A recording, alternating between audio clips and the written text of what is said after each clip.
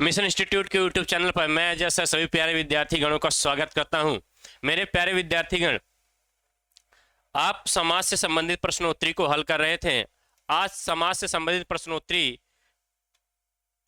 प्रश्नोत्तरी अभ्यास संख्या 2 है। क्या है? अभ्यास संख्या 2 है। और हम देखेंगे, पहला प्रश्न आपके समक्ष आ चुका है। पहला प्रश्न है क्या? पहला प्रश्न पढ़ने का प्रयास करिएगा, समझने का प्रयास करिएगा और सभी लोग कमेंट बॉक्स में उत्तर देने का प्रयास करिएगा। पूछा गया है द्विगु समास का उदाहरण है। क्या पूछा गया है? द्विगु समास का कौन सा उदाहरण है?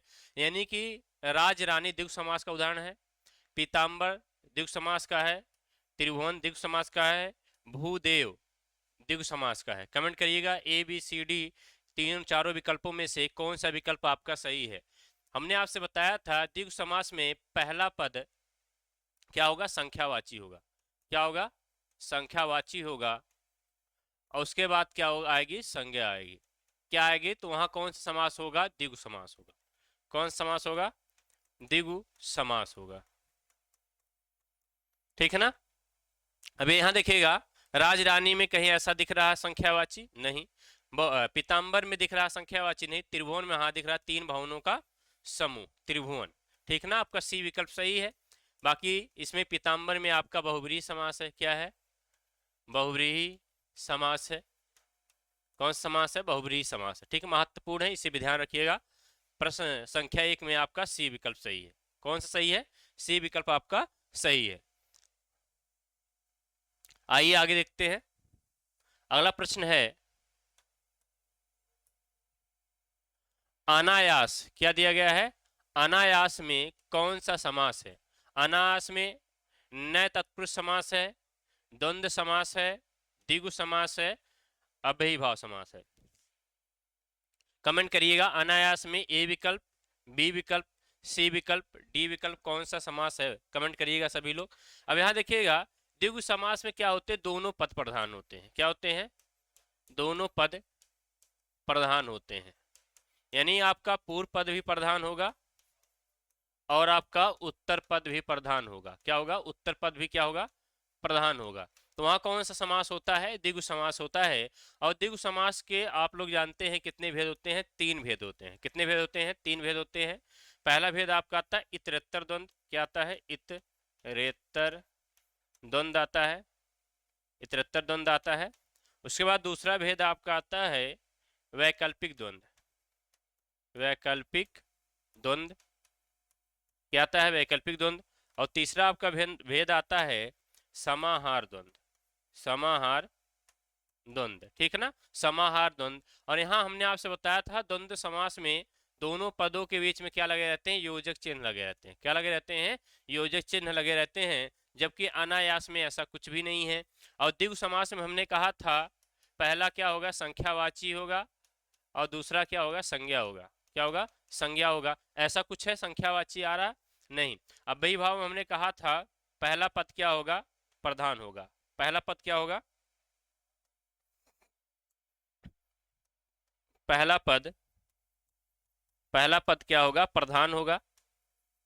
पहला पद प्रधान होगा या पहला पद क्या होगा? अव्यय होगा। क्या होगा? अव्यय होगा। अब यहाँ पे देखिएगा उपसर्गवाची पहला पद होगा। तो ऐसा कुछ दिख रहा है? ऐसा कुछ भी नहीं है। तो आपका ना तो डी विकल्प है, ना तो सी विकल्प है, ना तो बी विकल्प है। अब यहाँ पे देखिएगा, ध्यान दीजिएगा, तो आपका क्या हो जाएगा? ए विकल्प न तत्पुरुष समास है। क्या है? न तत्पुरुष समास है। क्योंकि तत्पुरुष समास के कितने भेद होते हैं? 6 भेद होते हैं। कितने भेद होते हैं? 6 भेद होते हैं। उनमें से एक भेद आता है न तत्पुरुष का। क्या आता है? न तत्पुरुष का। अगर पूछे अनायास में कौन सा समास होता है? न तत्पुरुष समास होता है। स्टार लगा लिए, बहुत महत्वपूर्ण है।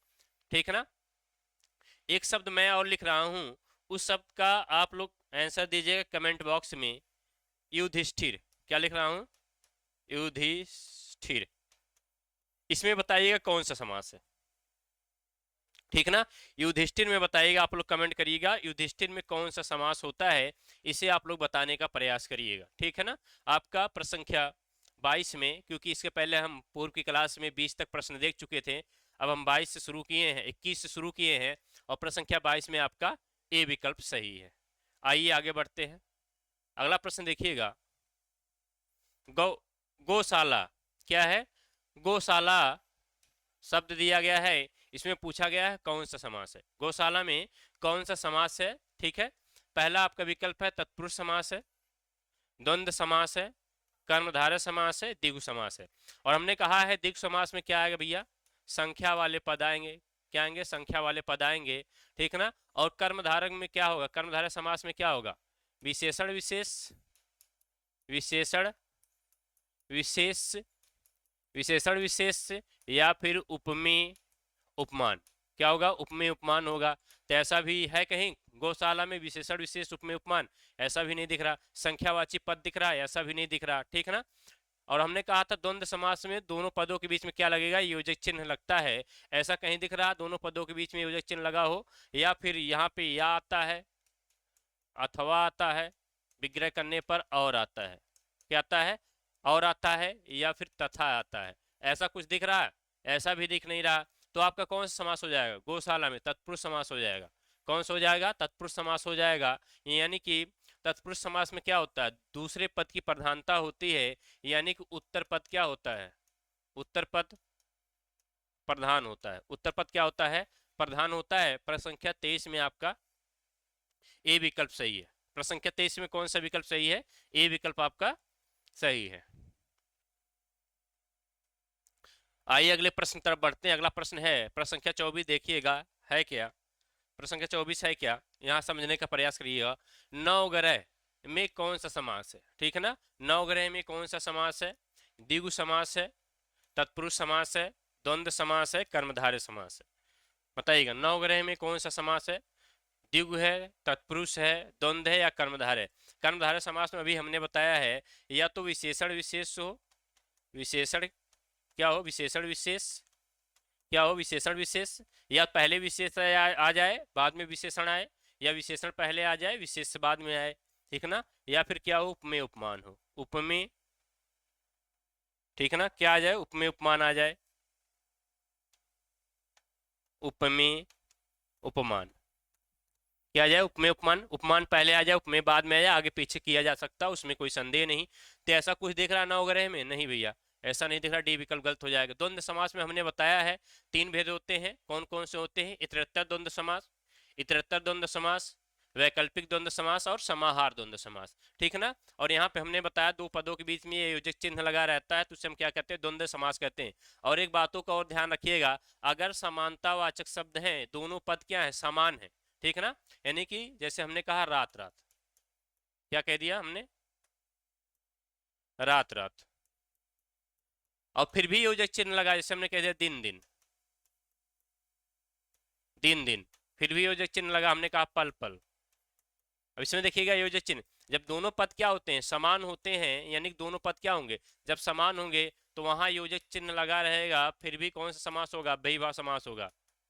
क्या होगा, अव्ययीभाव समास होगा। इतनी बातों को ध्यान रखिएगा, कौन समास होगा, अव्ययीभाव समास होगा। लेकिन जो द्वंद्व समास में योजक चिन्ह लगा रहता है, वो दोनों पद क्या होते हैं, विपरीत होते हैं। क्या होते हैं, या तो विलोम होंगे या विलोम जैसे दिख रहे होंगे। क्या होंगे, या तो विलोम होंगे या विलोम जैसे दिखते होंगे। ठीक है ना। तो यानी कि यह द्वंद्व समास भी नहीं हो सकता। ठीक है। यानी कि तत्पुरुष समास, यहाँ देखिएगा उत्तर पद की प्रधानता होती है। नवग्रह यहाँ पे क्या होते हैं, तत्पुरुष समास के कारक के आधार पर कितने भेद होते हैं, कारक के आधार पर कितने भेद होते हैं, 6 भेद होते हैं। कारक के आधार पर कितने होते हैं, 6 भेद होते हैं, कर्ता और संबोधन के छोड़ करके। ठीक है ना। अब यहाँ पे देखिएगा संख्यावाची का पद है, किसका है, संख्यावाचक, नवग्रह। ठीक ना, नवग्रह यानी कि 9 ग्रहों का नाम लिया जा रहा है, तो आपका संख्यावाची किस में आता है, द्विगु समास में आता है। किस में आता है, द्विगु समास में आता है। प्रश्न संख्या 24 में ए विकल्प आपका सही है।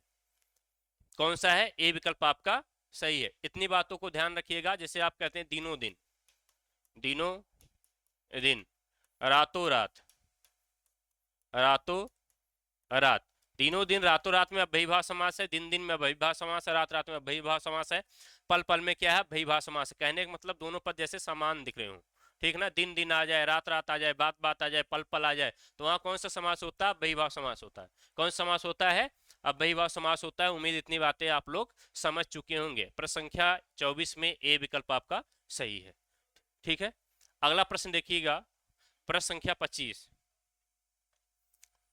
सप्तऋषि में समास है, किसमें बताना है, सप्तऋषि में समास है, कर्मधारय है, तत्पुरुष है, द्वंद्व है, द्विगु है। कमेंट करिएगा। सप्तऋषि में कौन सा समास है? देखिएगा संख्यावाची शब्द है तो सप्तऋषि में सीधी सीधी बात है द्विगु समास होगा। क्या होगा? द्विगु समास होगा। आपका डी विकल्प सही है। द्वंद्व है नहीं, तत्पुरुष है नहीं, कर्मधारय है नहीं, ठीक है ना। कौन सा समास हो जाएगा? द्विगु समास हो जाएगा। कौन सा हो जाएगा? द्विगु समास हो जाएगा। और आप लोग जो लोग चैनल पे नए विद्यार्थीगण जुड़े होंगे वो चैनल को सब्सक्राइब कर दीजिएगा और अपने मित्र यार दोस्त के यहाँ इस वीडियो को शेयर भी कर दीजिएगा ना प्यारे विद्यार्थीगण, ठीक है। आगे देखते हैं। अगला प्रश्न आपका है यथारुचि। क्या है? यथारुचि में समास है। क्या बताना है? यथारुचि में समास है, तत्पुरुष समास है, बहुव्रीहि है, अव्ययीभाव है, द्वंद्व है। कमेंट करिएगा यथारुचि में कौन सा समास है। यहाँ देखिएगा यथा आपका क्या है? अव्यय शब्द है और रुचि है, ठीक ना। अब इधर देखिएगा इस पद की किसकी प्रधानता है, यानी कि पहला जो पद है ये क्या है? आपका अव्यय है। यथा क्या है? अव्यय है। और जब अव्यय शब्द आता है पहले तो वहां कौन सा समास होता है? अव्ययीभाव समास होता है। कौन समास होता है? अव्ययीभाव समास होता है। जैसे यथारुचि हो गया, यथाक्रम हो गया, यथाक्रम हो गया, ठीक ना। यथा विचार हो गया, यथा विचार हो गया, ठीक ना। यथाशक्ति हो गई, यथाशक्ति हो गई, ठीक है। इन सब में क्या होता है? अव्ययीभाव समास होता है। भरपेट हो गया, भरपेट हो गया, आजीवन हो गया, आजीवन हो गया, ठीक ना। चक्रपाणी दर्शनार्थ हो गया, चक्रपाणी दर्शनार्थ हो गया। ये सब में क्या होता है? अव्ययीभाव समास होते हैं। कौन समास होते हैं? अव्ययीभाव समास होते हैं सभी में, ठीक है। या फिर आजन्म हो गया, क्या हो गया? आजन्म हो गया। इस सब में अव्ययीभाव समास होते हैं। अब यहाँ देखिएगा यथा जो शब्द है आपका क्या है? अव्यय शब्द है, तो यहाँ क्या हो जाएगा आपका? अव्ययीभाव। सी विकल्प आपका सही। द्वंद्व समास है नहीं, बहुव्रीहि नहीं है, तत्पुरुष भी नहीं है। पर संख्या 26 में आपका सी विकल्प सही है। कौन सा है? सी विकल्प। आइए आगे बढ़ते हैं। अगला प्रश्न है अनुदिनम। क्या है? अनुदिनम में कौन सा समास है? कमेंट करिएगा।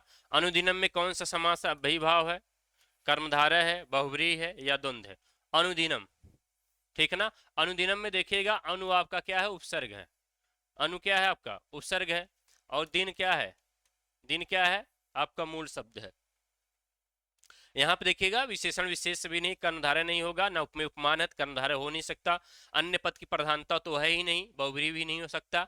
और यहाँ पे देखिएगा योजक चिन्ह नहीं लगा है, द्वंद्व भी नहीं सकता। तो आपका क्या हो जाएगा? अव्ययीभाव समास हो जाएगा। क्या हो जाएगा? अव्ययीभाव समास हो जाएगा किसमें? अनुदिनम में। किस पद में? अनुदिनम में, ठीक है ना। आगे बढ़ते हैं। अगला देखिएगा है क्या? समास का शाब्दिक अर्थ होता है। क्या बताना है? समास का शाब्दिक अर्थ क्या होता है? कमेंट करिएगा। समास का शाब्दिक अर्थ क्या होता है? संक्षेप करना होता है, विस्तार करना होता है, विग्रह करना होता है, विच्छेद करना होता है। ए बी सी डी विकल्प दिया गया है, यानी कि पूछा गया समास का विग्रह क्या होता है, ठीक है ना। तो यह समास का शाब्दिक अर्थ क्या होता है बताना है। तो समास का शाब्दिक अर्थ बताना है आपको। तो आपका समास का शाब्दिक अर्थ क्या होता है? संक्षेप करना। क्या करना? संक्षेप करना। जैसे हमने कहा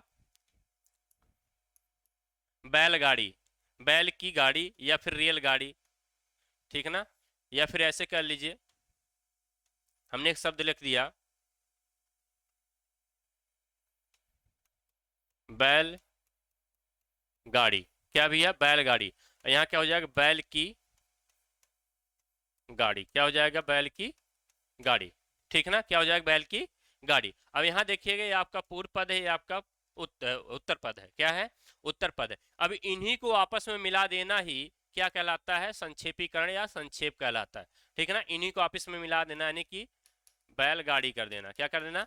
बैलगाड़ी कर देना। इसी को हम क्या कहते हैं? संक्षेपीकरण या संक्षेप कर देना। यानी कि दो पदों को आपस में मिला देना, संक्षेप कर देना ही क्या कहलाता है? समास का शाब्दिक अर्थ क्या कहलाता है? संक्षेपीकरण या संक्षेप कहलाता है। और विस्तार क्या है? कोई समास दिया गया उसका विग्रह कर देना ही क्या कहलाता है? विस्तार कहलाता है। क्या कहलाता है? विस्तार कहलाता है, ठीक ना। विग्रह कर देना ही क्या कहलाता है? विस्तार कहलाता है। विग्रह कर दो तो विस्तार हो जाएगा, ठीक ना। और विच्छेद वही बात है, तोड़ दीजिए उसे, ठीक है। तो समास का जो शाब्दिक अर्थ होता है आपका ए विकल्प सही हो जाएगा। क्या हो जाएगा? ए विकल्प आपका क्या हो जाएगा? सही हो जाएगा, ठीक है। आगे बढ़ते हैं। इधर देखिएगा आपका शब्द है चंद्रशेखर। क्या है? चंद्रशेखर शब्द में समास है। बताइएगा। तत्पुरुष समास है चंद्रशेखर में, द्विगु समास चंद्रशेखर में बहुब्रीहि है, कर्मधारय है। ए बी सी डी कौन सा विकल्प सही है? कमेंट करिएगा। चंद्रशेखर में कौन सा समास है, क्या बताना है? चंद्रशेखर में कौन सा समास है, कमेंट करिएगा सभी लोग। अब यहां देखिएगा चंद्रशेखर, चंद्र क्या है? चंद्रशेखर यानी कि चंद्रमा है जिसके शिखर पर, चंद्रमा है जिसके शिखर पर यानी कि सर पर, चंद्रमा है जिसके शिखर पर यानी कि सर पर, यानी कि चंद्रमा किसके सर पर थी? शंकर जी के जटा में देखिएगा कभी, किसके? शंकर जी के, तो वहां से गंगा निकलती थी ना, तो वहां देखिएगा कभी जो जटा थी उनके सर पे, तो वहां देखिएगा चंद्रमा का निशान बना हुआ, यानी चंद्रमा वहां पे थी, यानी कि चंद्र है शिखर पर जिसके, यानी कि चंद्रमा है शिखर पर जिसके, उसे हम क्या कहेंगे? शंकर भगवान। क्या कहेंगे? शंकर भगवान। यानी कि अन्य पद की प्रधानता है। अन्य पद की क्या है? अन्य पद की क्या भी है? प्रधानता है। अन्य पद की क्या है? प्रधानता है। क्या है? अन्य पद की क्या है? प्रधानता है। इसमें तत्पुरुष समास हो जाएगा? नहीं। द्विगु समास हो जाएगा? नहीं। कर्मधारय? नहीं। क्या हो जाएगा आपका? बहुब्रीहि समास हो जाएगा। कौन समास हो जाएगा? बहुब्रीहि समास हो जाएगा। और प्रश्न संख्या 29 में आपका सी विकल्प सही है। कौन सा है? सी विकल्प आपका सही है। आइए आगे बढ़ते हैं। यहां देखिएगा आपका प्रश्न है यथाशीघ्र शब्द का समास बताइए। अभी इसके पहले ही बता दिया था कि यथाशीघ्र हो गया, यथाशक्ति हो गया, यथानुरूप हो गया, यथाक्रम हो गया, ठीक है ना, भरपेट हो गया, जीवन हो गया, जन्म हो गया। इन सब में कौन सा समास होता है? अव्ययीभाव समास होता है। तो आपका द्वंद्व नहीं होगा, कर्मधारय नहीं होगा, तत्पुरुष नहीं होगा। क्या हो जाएगा? अव्ययीभाव समास हो जाएगा। आपका ए विकल्प सही है। प्रश्न संख्या 30 में आपका कौन सा विकल्प सही है? ए विकल्प आपका सही है। ठीक है, आगे बढ़ते हैं। अगला देखिएगा, अगला है क्या? अगला है अकाल पीड़ित। क्या भैया? अकाल पीड़ित में समास है। क्या बताना? अकाल पीड़ित में कौन सा समास है? ठीक है ना, कर्मधारय समास है, द्वंद्व समास है, तत्पुरुष समास है, बहुब्रीहि समास है। ए बी सी डी कौन सा विकल्प आपका सही है? अब पूछा गया अकाल पीड़ित में कौन सा समास है। क्या पूछा गया है? अकाल पीड़ित में कौन सा समास है। ठीक ना, यहाँ देखिएगा जब विग्रह आप करेंगे इसका, क्या करेंगे? विग्रह। अकाल से पीड़ित, क्या हो जाएगा? अकाल से पीड़ित। ठीक ना, और इसके पहले हमने बताया था तत्पुरुष समास के कारक के आधार पर कितने भेद हैं। तत्पुरुष समास के कारक के आधार पर कितने भेद हैं? 6। कौन कौन से है? कर्म कारक है, कर्म तत्पुरुष समास है। क्या है? कर्म तत्पुरुष समास है। उसके बाद आपका आता है करण तत्पुरुष समास है, करण तत्पुरुष समास है। ठीक ना, कर्ता होता नहीं, कर्ता ने कर्म को करण से। फिर उसके बाद आपका है संप्रदान तत्पुरुष समास है। क्या है? संप्रदान तत्पुरुष समास है। क्या है? संप्रदान तत्पुरुष समास है। उसके बाद आपका है आपादान तत्पुरुष समास। क्या है? आपादान तत्पुरुष समास है। आपादान तत्पुरुष समास है। ठीक ना, 1 2 3 और 4 हो गए। ठीक ना, और उसके बाद पांचवा आपका संबंध तत्पुरुष समास है। कौन सा है? संबंध तत्पुरुष समास है। कौन समास है? संबंध तत्पुरुष समास है। उसके बाद छठवां आपका है अधिकरण तत्पुरुष समास है। क्या है? अधिकरण तत्पुरुष समास है। अधिकरण तत्पुरुष समास कौन सा है? अधिकरण तत्पुरुष समास है। ठीक ना, अब यहाँ पे अगर आप देखेंगे अच्छे से तो कर्म तत्पुरुष समास में कर्ता ने कर्म को आता है। क्या आता है? कर्म को विभक्ति चिन्ह आता है। करण से आता है। क्या आता है? करण से आता है। ठीक ना, अलगाव के अर्थ में। उसके बाद संप्रदान, संप्रदान को के लिए, संप्रदान को के लिए आता है। क्या आता है? को के लिए आता है। अपादान क्या आता है? से अलगाव की स्थिति में। किसकी स्थिति में? अलगाव की स्थिति में आता है। और कर्ण तत्पुरुष समास में साधन की स्थिति में आता है। संबंध का की के, संबंध में क्या आता है? का की के। ठीक ना, अधिकरण में क्या आता है? में पर आता है। क्या आता है? में पर आता है। अब यहाँ पे देखिएगा, बातों को समझिएगा। अब यहाँ पे पूछा गया है अकाल पीड़ित, यानी किससे पीड़ित है भैया? अकाल से पीड़ित है। किससे पीड़ित है? अकाल से पीड़ित है। और जब अकाल से पीड़ित है तो अलगाव की बात हो रही है, तो वहां क्या हो जाएगा? अपादान तत्पुरुष समास हो जाएगा। कौन समास हो जाएगा? अपादान तत्पुरुष समास हो जाएगा। कौन सा हो जाएगा? आपादान तत्पुरुष समास हो जाएगा। और आपका पूछा गया इसमें कौन सा समास है, इसमें ना तो बहुब्रीहि समास है, ना द्वंद्व समास है, ना कर्मधारय है, तो आपका है क्या, है क्या आपका तत्पुरुष समास है। कौन सा सही है, सी विकल्प आपका सही है। अकाल पीड़ित में कौन सा विकल्प सही है, सी विकल्प आपका सही है। कौन सा समास है, तत्पुरुष समास है। वो भी कौन सा तत्पुरुष है, अधिकरण सॉरी अपादान तत्पुरुष समास है। कौन सा है, अपादान तत्पुरुष समास है। ठीक है ना। चलिए आगे बढ़ते हैं। प्रश्न संख्या 32 देखिएगा, सप्तऋषि में कौन सा समास है, इसको हमने इसके पहले किया है। चलिए आगे बढ़ते हैं। यहां देखिएगा, निम्नलिखित प्रश्न में 4 विकल्प में से दिए गए शब्द के सही समास वाला विकल्प पहचानिए। ठीक है ना। अब चंद्रशेखर का क्या करना भैया, विग्रह करना है। ठीक है ना, क्या करना है, विग्रह करना है। और विग्रह करने के बाद जो विकल्प आपका सही आ रहा है उसका जवाब देना। क्या करना है, उसका जवाब देना ना। तो निम्नलिखित प्रश्न में 4 विकल्पों में से दिए गए शब्द के सही समास वाला विकल्प का पहचान करिए। ठीक ना। और आपका शब्द क्या दिया गया है, चंद्रशेखर दिया गया है। क्या दिया गया है, चंद्रशेखर दिया गया है। और इसका आपको विग्रह सही पहचान करना है, ए वाला, बी वाला, सी वाला, डी वाला, कौन सा विकल्प ऐसा सही है जो विग्रह सही बता पा रहा है। ठीक है ना। अब यहाँ देखिएगा, ये विकल्प है, चंद्र है शिखर पर जिसके। ठीक है ना, चंद्र है जिसका नाम। ठीक है, चंद्र के समान है जो। ठीक है, चंद्र के जैसा है जो। अब कमेंट करिएगा ए बी सी डी कौन सा विकल्प सही है। अब इसका जो विग्रह होता है, इसके पहले हमने बताया है, चंद्र है, चंद्र है शिखर पर जिसके, चंद्र है शिखर पर जिसके, यानी कि कौन भैया, शंकर भगवान। कौन भैया, शंकर भगवान है। कौन है, और किसके सिर पे क्या होता है, चंद्रमा होती। किसके सिर पे चंद्रमा होती है, किन्होंने अपने जटाओं से गंगा को निकाला था। ठीक ना, वो कौन थे, शंकर भगवान थे। और आप लोगों ने देखा होगा तो उनके जो जटा के ऊपर इस चंद्रमा का निशान बना होता है, यानी कि चंद्र है शिखर पर जिसके। ठीक ना, चंद्र है शिखर पर जिसके, आपका हो जाएगा ए विकल्प। कौन सा हो जाएगा, ए विकल्प। तो यानी प्रश्न संख्या 33 में आपका ए विकल्प सही है। कौन सा है, ए विकल्प सही है। आगे चलते हैं, प्रश्न संख्या 34 देखिएगा, है क्या, धनहीन में कौन सा समास है। क्या बताना है, धनहीन में कौन सा समास है। ए बी सी डी विकल्प दिए गए हैं, यानी कि द्विगु समास है, तत्पुरुष समास है, द्वंद्व है या विभाव। कमेंट करिएगा, धनहीन में कौन सा समास है। सभी लोग कमेंट करिएगा। ठीक है ना, यानी कि धनहीन का जब विग्रह करेंगे, धन से हीन, क्या हो जाएगा, धन से हीन हो जाएगा। क्या हो जाएगा, धन से हीन हो जाएगा। और जब धन से हीन हो रहा भैया, धन से अलग हो रहा, क्या हो रहा, धन से अलग हो रहा है, तो यहाँ क्या हो जाएगा, आपका अपादान तत्पुरुष समास हो जाएगा। क्या हो जाएगा, अपादान तत्पुरुष समास हो जाएगा। कौन समास हो जाएगा, अपादान तत्पुरुष समास हो जाएगा। क्या हो जाएगा, अपादान तत्पुरुष समास हो जाएगा। और यहाँ देखिएगा विकल्प आपका बी सही है, तत्पुरुष समास। क्या है, तत्पुरुष समास। द्विगु होगा नहीं, द्वंद्व होगा नहीं, अव्ययीभाव नहीं होगा। ठीक है ना, बी विकल्प आपका सही है, धन से हीन। अगला प्रश्न देखिएगा, पुस्तकालय दिया गया है, पुस्तकालय में कौन सा समास है। पुस्तकालय आपके सामने शब्द दिया गया है, पूछा गया इसमें कौन सा समास है। कर्मधारय समास है, तत्पुरुष समास है, द्वंद्व समास है, अव्ययीभाव। ए बी सी डी कौन सा विकल्प सही है।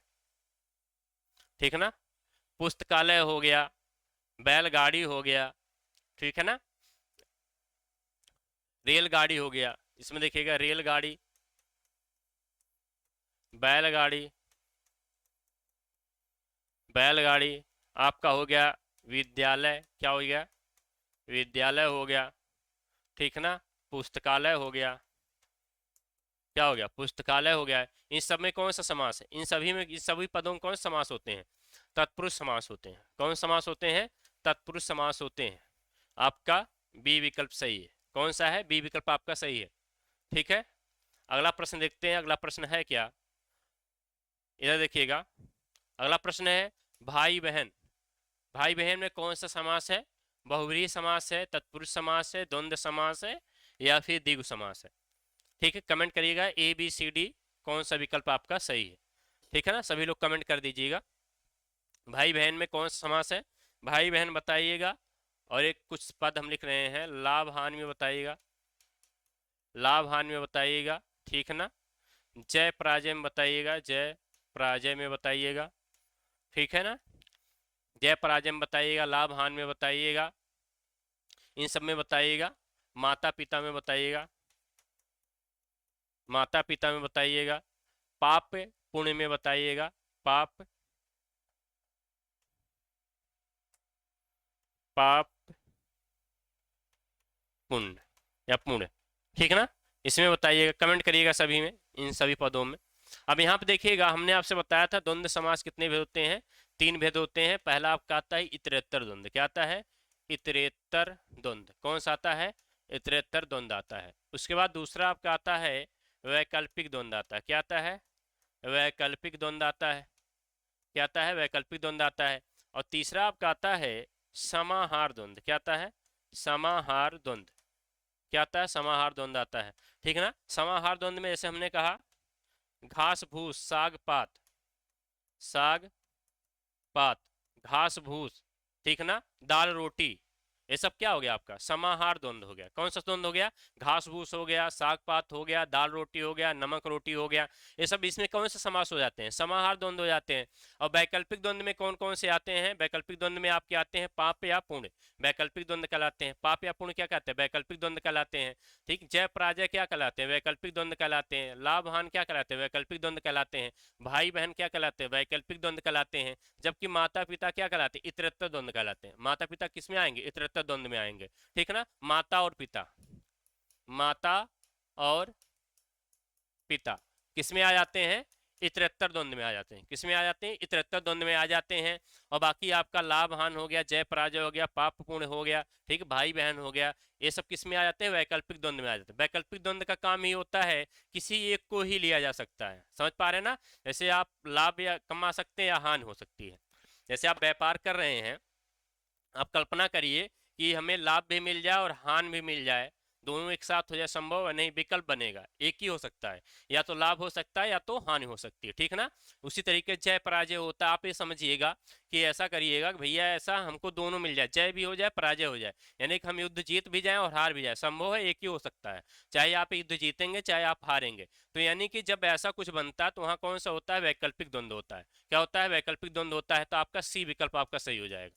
भाई बहन में क्या है? द्वंद्व समास है। कौन समास है? द्वंद्व समास है। और बाकी सब विकल्प क्या है आपके? गलत है, ठीक है ना। अगला प्रश्न देखिएगा, प्रश्न संख्या 37।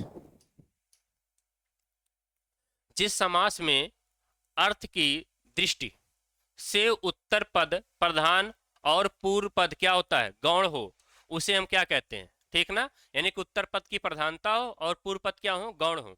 तो वहां कौन सा समास होता है? इधर देखिएगा, थोड़ा बातों को समझते हैं, ठीक है।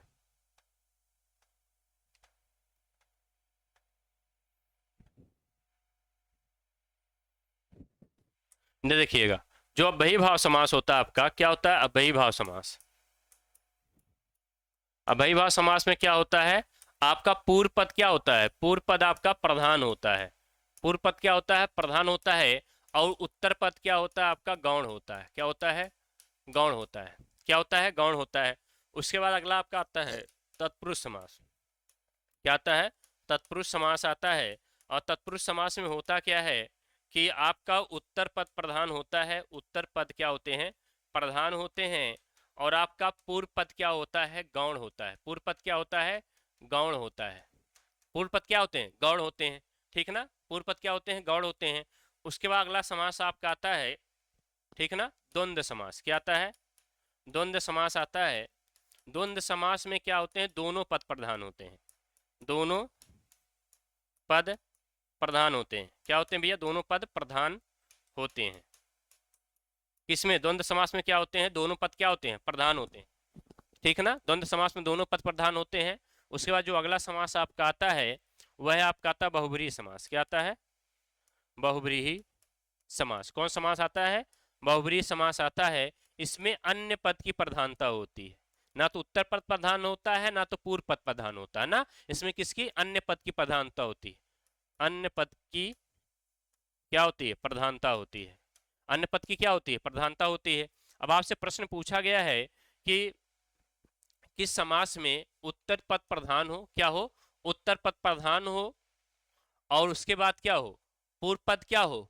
गौण हो। अब यहाँ पे देखिए विकल्प किसमें मिल रहा है, उत्तर पद प्रधान हो और पूर्व पद क्या हो, गौण हो। देखिए उत्तर पद प्रधान हो, ठीक ना, और पूर्व पद क्या हो, गौण हो, किसमें होते हैं, तत्पुरुष समास में होते हैं। और समास कितने भेद होते हैं, 4 ही भेद होते हैं। कितने भेद होते हैं, 4 ही भेद होते हैं, ठीक है ना। कौन कौन से होते हैं, अव्ययीभाव समास, तत्पुरुष समास, द्वंद्व समास और बहुब्रीहि समास। और पूछा गया है किस पद में किस समास में उत्तर पद क्या होते हैं, प्रधान, और पूर्व पद क्या होते हैं, गौण। तो वो किस में होते हैं, तत्पुरुष समास में होते हैं। आपका डी विकल्प सही हो जाएगा। कौन सा हो जाएगा, डी विकल्प आपका सही हो जाएगा। बाकी आपके सामने है किसमें उत्तर पद प्रधान होते हैं, किसमें पूर्व पद प्रधान होते हैं, किसमें दोनों पद, या किसमें किसी पद की प्रधानता नहीं होती। आपके समक्ष सभी चारों पॉइंट उपस्थित हैं, ठीक ना। और कर्मधारय समास में क्या होता है, क्योंकि कर्मधारय समास तत्पुरुष समास के कर्मधारय और द्विगु दोनों भेद होते हैं। तो कर्मधारय समास में क्या होता है, कर्मधारय समास, क्या भैया, कर्मधारय समास। कर्मधारय समास में क्या होता है, विशेषण विशेष होता है, विशेषण विशेष क्या होता है, विशेषण विशेष होता है। या फिर पहले विशेष आ जाएगा बाद में विशेषण आएगा ना, या पहले विशेष बाद में विशेषण, या पहले विशेषण बाद में विशेष। और होता है उपमेय उपमान होता है, क्या होता है, उपमेय उपमान होता है, क्या होता है, उपमेय उपमान होता है। और इसमें भी पहले उपमान आ सकता है, बाद में उपमेय आ सकता है, या पहले उपमेय बाद में उपमान आ सकता है, ठीक ना। एक इसकी विशेषता है, कर्मधारय समास की विशेषता है ना। और द्विगु समास में क्या होता है, पहला जो पद होता है वो क्या होता है, जो आपका उत्तर पद होता है वो क्या होता है, संख्यावाची होता है, क्या होता है, संख्यावाची होता है। और जो आपका गौण पद होता है, यानी कि जो पूर्व पद होता है, वो क्या होती है भैया, संज्ञा होती है। क्या होती है, संज्ञा की संख्याओं का बोध कराता है, संज्ञा की संख्याओं का बोध कराता है, वही क्या कहलाता है, द्विगु समास कहलाता है।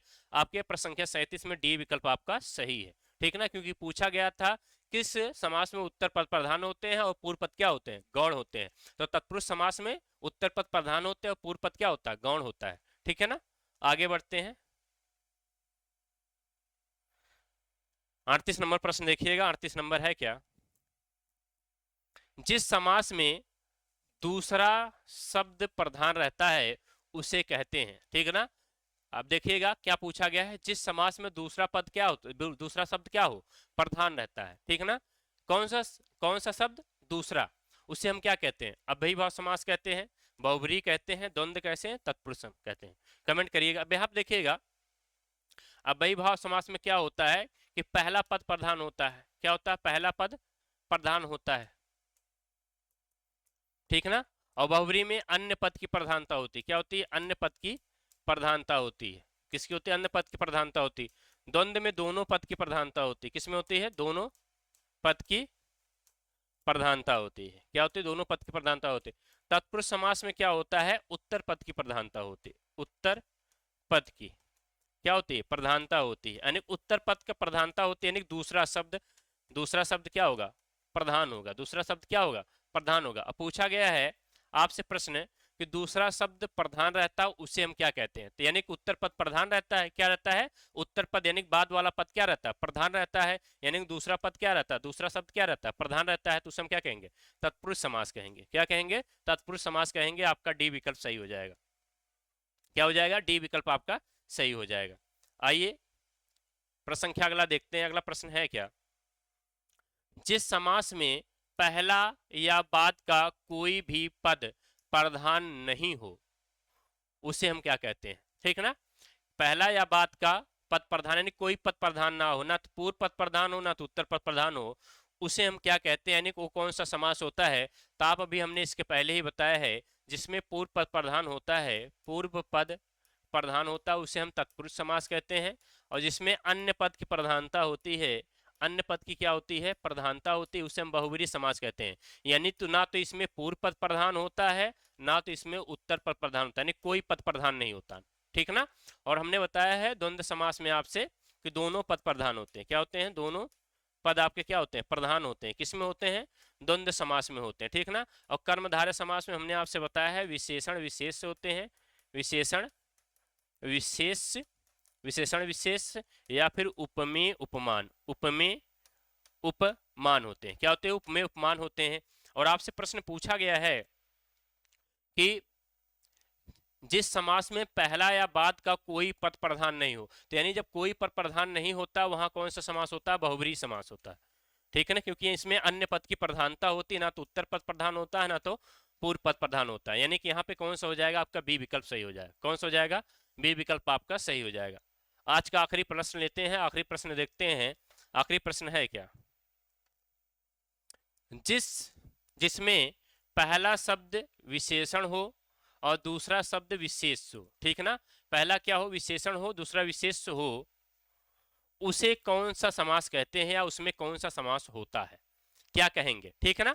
तब यहाँ देखिएगा, अभी पहले हमने बताए हैं आपसे, पहले हमने बताया है आपसे कि किसमें विशेषण विशेष होता है। ठीक है, यहाँ एक विकल्प को काट दीजिएगा, जो डी विकल्प आप बनाइएगा वो डी विकल्प बना लीजिएगा कर्मधारय समास। क्या बनाइएगा?